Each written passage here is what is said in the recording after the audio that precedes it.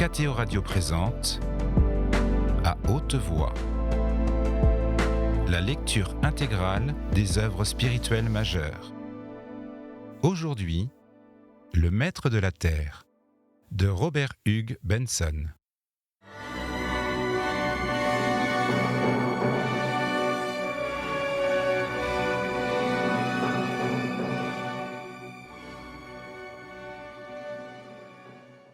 « Ô mère, mère !» s'était-il écrié vers la vénérable reine des cieux, qui, avec son fils dans les bras, le regardait du haut de son piédestal. Mais ce matin du dernier jour de l'année, il se sentait de nouveau assez tranquille et avait célébré Saint Sylvestre, pape et martyr, avec une sérénité relative.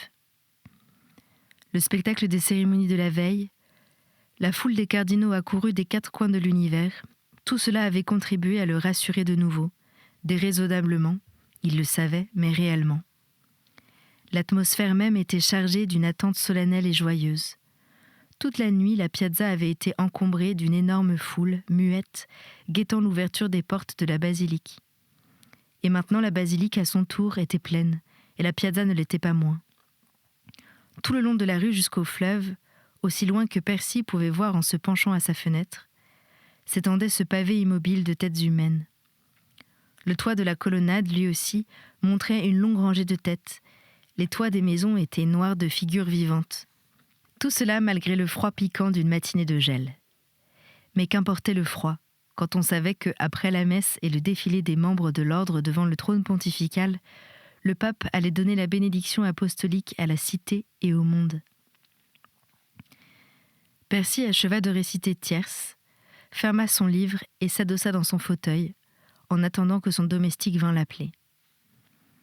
Il pensait à la nouvelle solennité qui s'apprêtait et où allait prendre part la totalité du Sacré Collège, à l'exception du cardinal protecteur de Jérusalem, retenu dans son lit par la maladie. De quel spectacle unique il allait être témoin. 8 ans auparavant, il se rappelait avoir vu de très loin une réunion analogue, mais le nombre total des cardinaux alors n'était que de 63 au lieu de 65 qu'ils étaient maintenant, et une dizaine d'entre eux n'étaient point venus. Tout à coup, Percy entendit un bruit de paroles dans son antichambre, un pas rapide et une voix anglaise qui semblait insister. Le domestique répondait « Son Éminence doit s'habiller pour la cérémonie. Impossible en ce moment. » La réponse fut suivie de nouvelles instances, criées d'une voix sans cesse plus fiévreuse. Percy, ennuyé d'un tel état, se leva et ouvrit la porte. Un homme se tenait là, que d'abord il ne reconnut point, tout pâle et le regard effaré. « Qu'est-ce que... » commença Percy, puis il sursauta. « Monsieur Phillips, dit-il. » L'autre étendit vers lui ses deux mains. « C'est moi, monsieur, votre éminence, j'arrive à l'instant.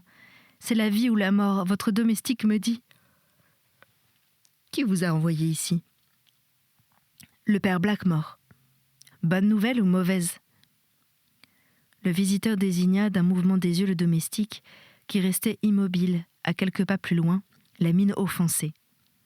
Et Percy, ayant compris le signe, mit sa main sur le bras de Phillips et l'entraîna dans sa chambre. « Vous viendrez frapper à ma porte dans 5 minutes, Jacques, dit-il au domestique.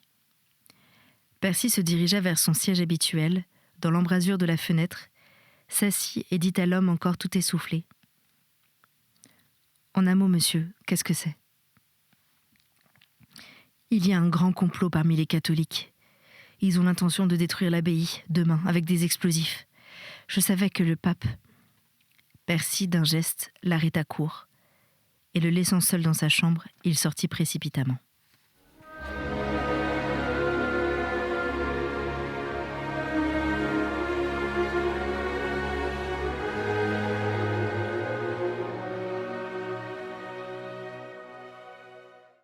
Chapitre 6. Le quai d'atterrissage des aériens était relativement désert ce soir-là, lorsqu'un petit groupe de 6 personnes y arriva, amené par l'ascenseur. Rien ne distinguait les nouveaux venus des passagers ordinaires. Les 2 cardinaux protecteurs d'Angleterre et d'Allemagne étaient venus de simples pelisses, sans aucun insigne particulier, et pareillement, leurs 2 chapelains qui marchaient derrière eux s'étaient dépouillés de toute marque distinctive de leur caractère ecclésiastique. En avant, 2 domestiques portaient les bagages et s'occupaient de retenir un compartiment. Les 4 prêtres se taisaient, regardant machinalement l'agitation effarée des employés, ou bien considérant le mince navire, encadré d'acier, qui reposait devant eux, et dont les grandes antennes, maintenant repliées, allaient bientôt fendre l'air avec une vitesse de rêve. Puis Percy, d'un mouvement brusque, s'écartant de ses compagnons, se dirigea vers la fenêtre ouverte qui donnait sur Rome et s'y appuya, les coudes posés sur le parapet. Sous ses yeux s'étendait un spectacle merveilleux. À cette heure du jour, le couchant commençait à s'enténébrer, et le ciel, d'un vert tendre au-dessus de la tête de Percy, se fonçait de nuances orangées à l'horizon, bordé de 2 lignes rouge sang. Tout droit en face de lui, au centre du tableau, se dressait l'énorme dôme, d'une teinte indéfinissable, à la fois gris, violet, bleu, pâle, se profilant sur l'orangé du ciel. Ce dôme apparaissait suprême et souverain. Et la troupe compacte des tours, flèches et toits, et les collines enchantées du fond, tout cela paraissait n'être que des dépendances de ce puissant tabernacle de Dieu. Déjà des lumières s'allumaient, comme elles avaient brillé là pendant 30 siècles, et de petits flocons de fumée montaient, contre le ciel rapidement assombri. Le bourdonnement de la mer des villes devenait à peine sensible, car le froid vif retenait les habitants dans leurs maisons, et la paix du soir descendait, terminant un jour de plus et une année de plus. Au-dessous de lui, dans les rues étroites, Percy distinguait de petites figures s'empressant, comme des fourmis attardées, le claquement d'un fouet, le cri d'une femme, les pleurs d'un enfant, lui arrivaient comme des détails d'un murmure venu d'un autre monde. Et ces détails eux-mêmes, bientôt, allaient s'effacer et la paix allait régner dans sa plénitude. Une lourde cloche sonna, au loin, et la cité somnolente se secoua un moment pour souhaiter sa bonne nuit habituelle à la Mère de Dieu. Puis, de 1000 tours sortit la même petite musique, flottant dans l'espace immense, avec 1000 timbres divers, où se reconnaissaient la basse solennelle de Saint-Pierre, le ténor plus délicat du Latran, le cri aigrelet de telle vieille église des quartiers populaires, le tintement timide des couvents et chapelles, tout cela adouci et parfumé de mystère dans cette grave atmosphère vespérale. C'était comme un mariage du son pur et de la claire lumière.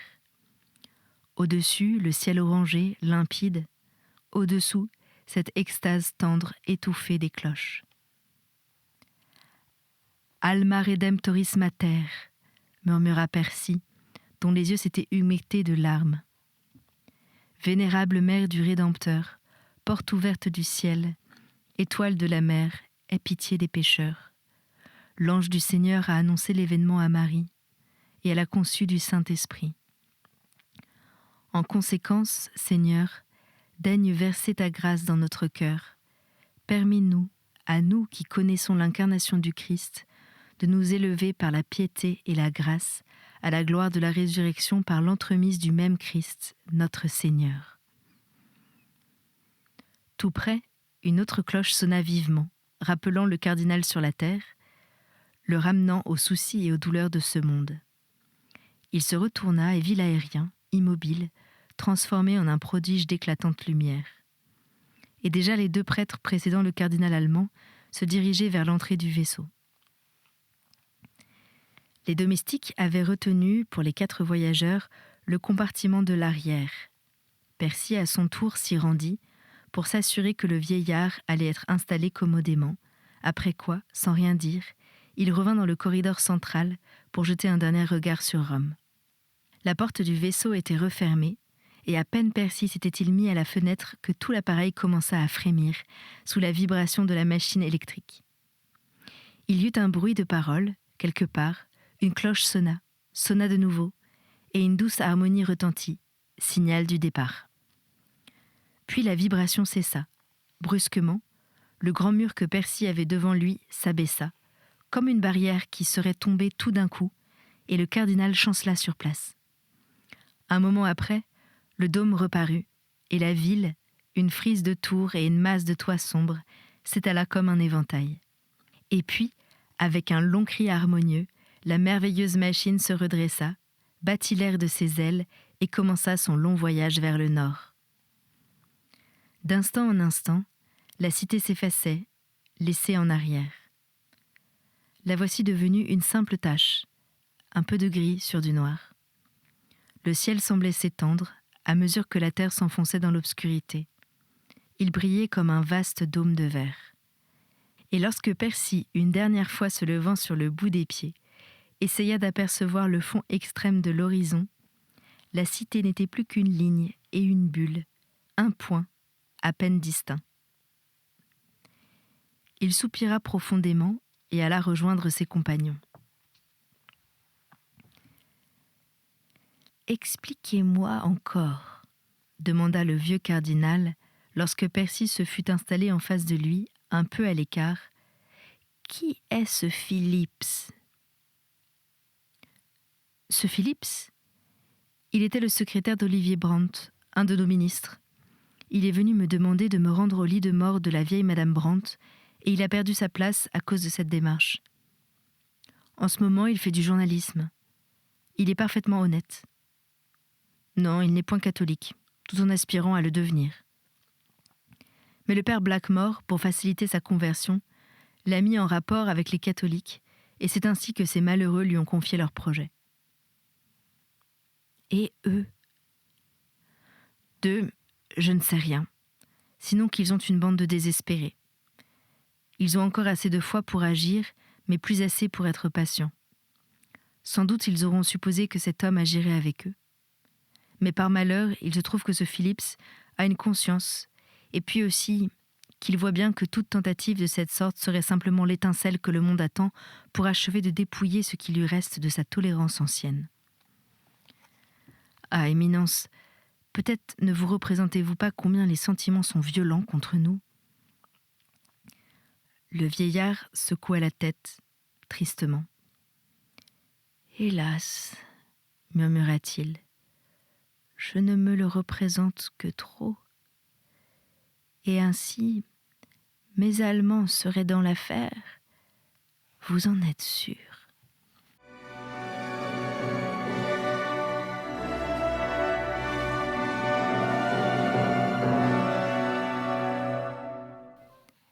Éminence, il s'agit là d'un complot très vaste.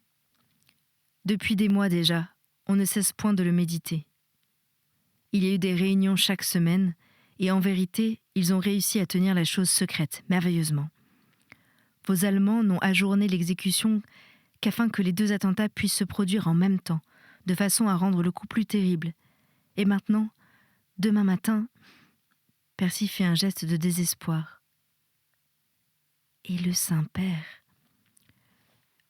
Je suis allée tout lui dire, aussitôt que j'ai su. Il a approuvé ma proposition et vous a envoyé chercher. Ce que nous allons faire, Éminence, est l'unique chance de salut. Et vous croyez que nos plans pourront empêcher la catastrophe ? Hélas, j'en doute fort, mais je ne puis découvrir nul autre moyen. À Londres, je vais aller tout droit chez l'archevêque pour m'entendre avec lui. J'y arriverai, je crois, à 3 heures, et vous, c'est vers 6 heures que vous serez à Berlin. Dans les 2 villes, la cérémonie n'aura lieu qu'à 11 heures. À ce moment-là, nous aurons fait tout ce qui sera possible. Le gouvernement saura tout, mais il saura aussi qu'à Rome, nous sommes innocents. J'imagine qu'il fera annoncer la présence du cardinal protecteur, de l'archevêque et de tout le clergé dans les sacristies. On doublera les gardes, on surveillera les entrées, et puis, le reste sera entre les mains de Dieu. Vous dites que ces conjurés ont 2 plans différents ? Oui. S'ils le peuvent, ils ont l'intention de laisser tomber leurs explosifs d'en haut. Sinon 3 hommes au moins ont offert de se sacrifier en lançant eux-mêmes les bombes dans l'abbaye. Éminence, reprit le vieillard, avez-vous réfléchi à ce qui va se produire ensuite ? D'abord, s'il n'arrive rien. S'il n'arrive rien, on nous accusera de vouloir faire du zèle, de chercher à nous faire de la réclame. Et si quelque chose arrive, eh bien, tous ensemble nous irons devant Dieu. et fasse Dieu que nous puissions y aller bientôt, ajouta-t-il passionnément. Certes, observa le vieillard, ce serait pour nous bien plus léger à porter. Je vous demande pardon, Éminence. Je n'aurais point dû parler ainsi. Cela fut suivi d'un silence, et l'on entendit seulement la petite vibration continuelle de la machine et une quinte de toux provenant du compartiment voisin. Percy, épuisé de fatigue, appuya sa tête sur une main et regarda par la fenêtre. La terre, maintenant, était toute sombre. Au-dessous d'eux, un immense vide. Au-dessus, le grand ciel restait encore vaguement lumineux, et à travers les brumes glaciales que traversait le vaisseau, des étoiles clignotaient de temps à autre.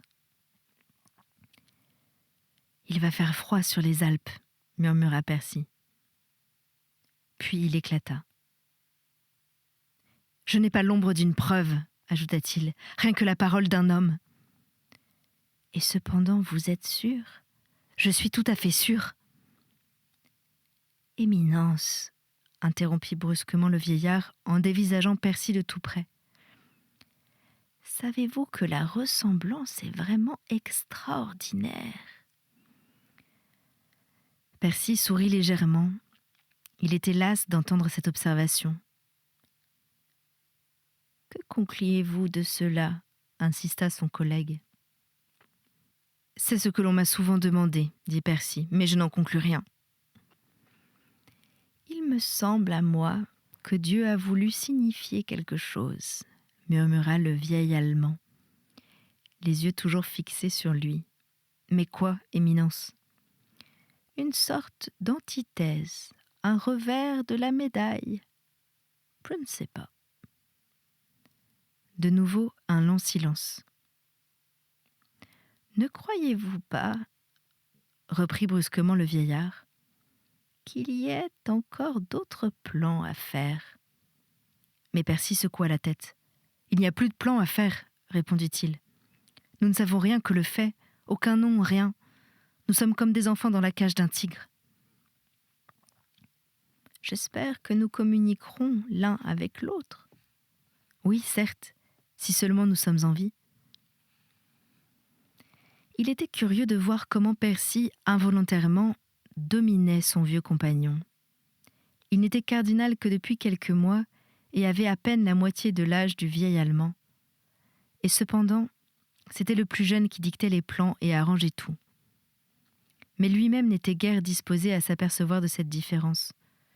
Dès l'instant où il avait appris l'effrayant projet, cette nouvelle mine préparée sous l'église, déjà chancelante, depuis qu'il avait assisté ensuite à l'imposante cérémonie, avec un secret qui brûlait son cœur et son cerveau, mais surtout depuis cette rapide entrevue avec le pape, où les vieux plans avaient été détruits, et une décision essentielle prise et une bénédiction donnée et reçue, et un adieu exprimé dans un échange muet de regards, toute sa nature s'était concentrée en un seul grand effort.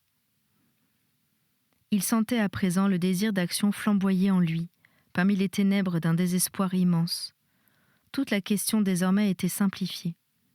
Lui-même, la cité de Rome, l'Église catholique, tout semblait ne plus dépendre que d'une seule chose, le doigt de Dieu. Et si ce doigt s'obstinait à rester immobile, en ce cas tout était fini. Rien désormais n'aurait plus d'importance. Percy avait l'impression d'aller vers l'une de ces deux choses, la honte ou la mort.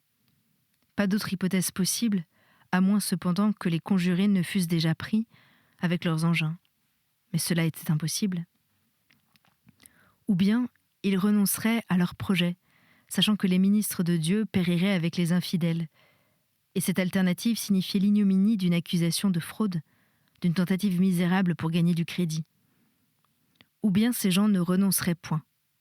Ils regarderaient la mort d'un cardinal et de quelques évêques comme une faible rançon à payer, pour acheter leur revanche, et alors c'était la mort et le jugement.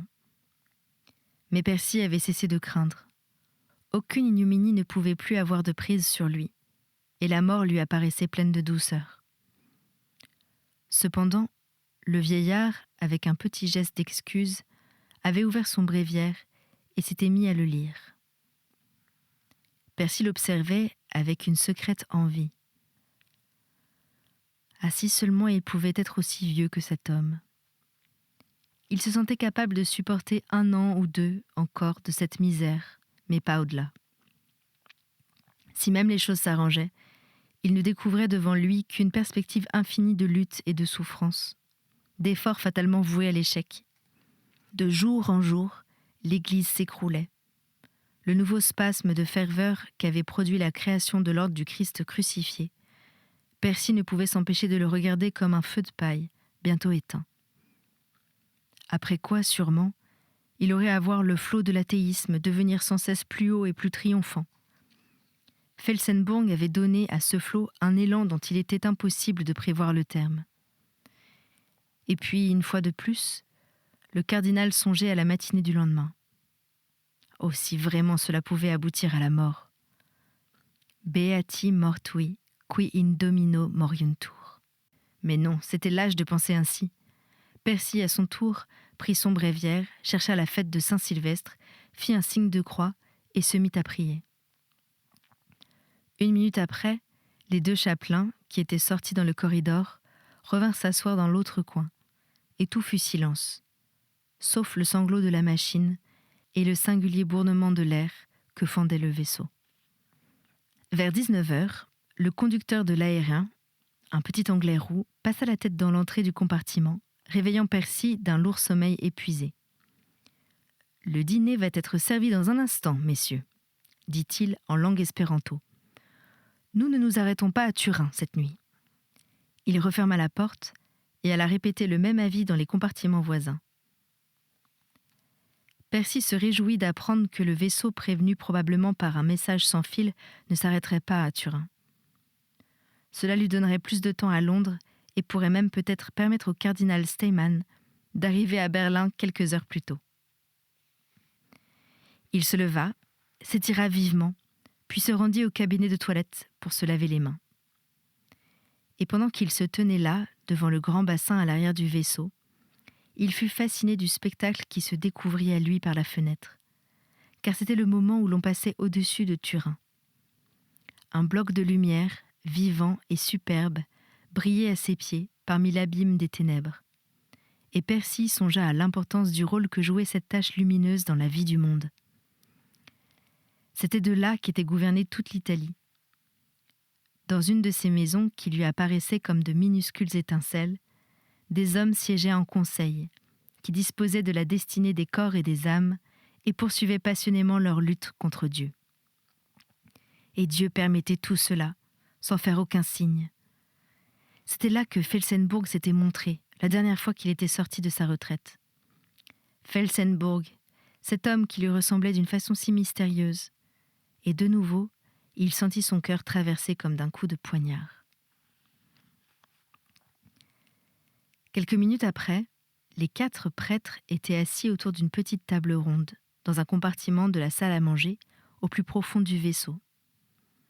Le dîner était excellent, mais les convives ne se trouvaient guère en humeur de l'apprécier. Ils restaient assis en silence, car les 2 cardinaux ne pouvaient s'entretenir que d'un sujet unique, et leur chapelain n'avait pas encore été mis dans le secret. L'air devenait très froid, et les courants de vapeur chaude ne suffisaient point à vaincre la température glaciale qui commençait à se répandre au-dessus des Alpes. L'aérien était forcé de monter à près d'1 kilomètre de son niveau habituel afin de franchir la barrière du mont Cenis, et en même temps, il était forcé de ralentir sa marche à cause de l'extrême rareté de l'air. Le cardinal allemand se leva, sans attendre la fin du dîner. « Je vais rentrer dans notre compartiment, » dit-il. « Je serai plus à mon aise là-bas, sous mes fourrures. » Son chapelain le suivit docilement, laissant son propre dîner inachevé, et Percy resta seul avec Père Corkran, son chapelain anglais récemment arrivé d'Écosse. Il but son vin, mangea un couple de figues, puis se retourna vers la grande fenêtre vitrée derrière lui pour regarder les Alpes. Plusieurs fois déjà, il les avait traversées ainsi, et il se rappelait l'effet merveilleux que toujours elles lui avaient produit, mais particulièrement un jour où il les avait vus vers midi, par un temps très clair. Un éternel et incommensurable océan de blancheur, semé de petites rides qui, d'en dessous, étaient de pics fameux et redoutés. Et plus loin, la courbe sphérique de l'horizon, où la terre et le ciel se mélangeaient sans qu'il fût possible de les distinguer. Il les contemplait à présent, ces Alpes magnifiques, avec un grand effort d'attention, résolu à se distraire de l'angoissante pensée qui s'imposait à lui, lorsque tout à coup, le vaisseau poussa un grand cri, auquel répondirent, de tout près, plusieurs autres cris semblables, après quoi il y eut un tintement de cloche, un chœur d'appel harmonieux s'éleva, et l'air fut tout rempli de battements d'ailes. Brusquement, comme une pierre, la voiture fut précipitée en bas, et Percy dut se tenir à l'appui de la fenêtre pour calmer son affreuse sensation de chute dans le vide. Enfin, la chute s'arrêta, et l'aérien put reprendre sa marche en ligne droite.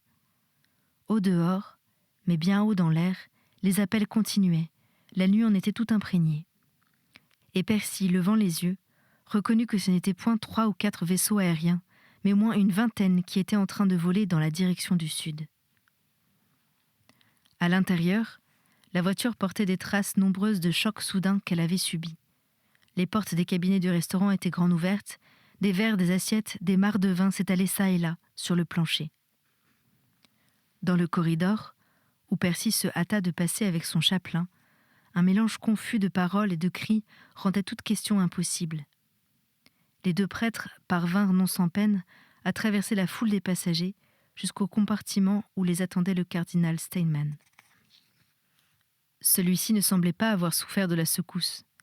Il expliqua qu'il s'était endormi et avait pu se réveiller à temps pour éviter d'être jeté à terre. « Mais qu'est-ce que c'est » demanda-t-il. « Qu'est-ce que cela signifie » Le père Bechelin, son chapelain, affirma qu'il avait parfaitement vu l'un des nombreux groupes des aériens à une distance d'à peine 10 ou 15 mètres. Les vaisseaux, disait-il, étaient bondés de têtes d'un bout à l'autre. Puis il avait eu l'impression qu'ils s'élevaient brusquement et disparaissaient dans des tourbillons de brume. « On est en train de s'informer, » dit le père Corkran, qui s'était attardé dans le corridor. Le conducteur a mis en mouvement l'appareil du télégraphe. Percy n'avait aucune idée de la signification d'un événement aussi imprévu, mais il ne pouvait s'empêcher d'en éprouver un pressentiment pénible. Cette rencontre d'une centaine d'aériens était chose inouïe. Le cardinal se demandait où il pouvait aller ainsi vers le sud. De nouveau, le nom de Felsenburgh lui traversa l'esprit. Était-ce encore quelque manifestation de cet homme inquiétant ? Bientôt, les bruits de voix recommencèrent dans le corridor, des voix précipitées, interrogeant, s'écriant, étouffant les sèches réponses du conducteur. Percy se leva dans son coin et résolut d'aller au renseignement. Mais au même instant, la porte fut ouverte du dehors. Le conducteur entra, la mine grave et véritablement effrayée, et referma la porte derrière lui. « Eh bien !» lui cria Percy. « Messieurs, je crois que vous feriez mieux de descendre à Paris. Je sais que vous êtes des prêtres, messieurs, et bien que je ne sois pas catholique... » Il s'arrêta de nouveau. « Pour l'amour du ciel, parlez !» reprit Percy. « Mauvaise nouvelle pour vous, messieurs. 50 aériens se rendent à Rome. Il y a eu un complot catholique, messieurs, découvert à Londres. » « Eh bien ?»« Oui, pour faire sauter l'abbaye. Et alors on va maintenant... Eh bien... Oui, messieurs, on va maintenant faire sauter Rome. » Et le conducteur sortit précipitamment.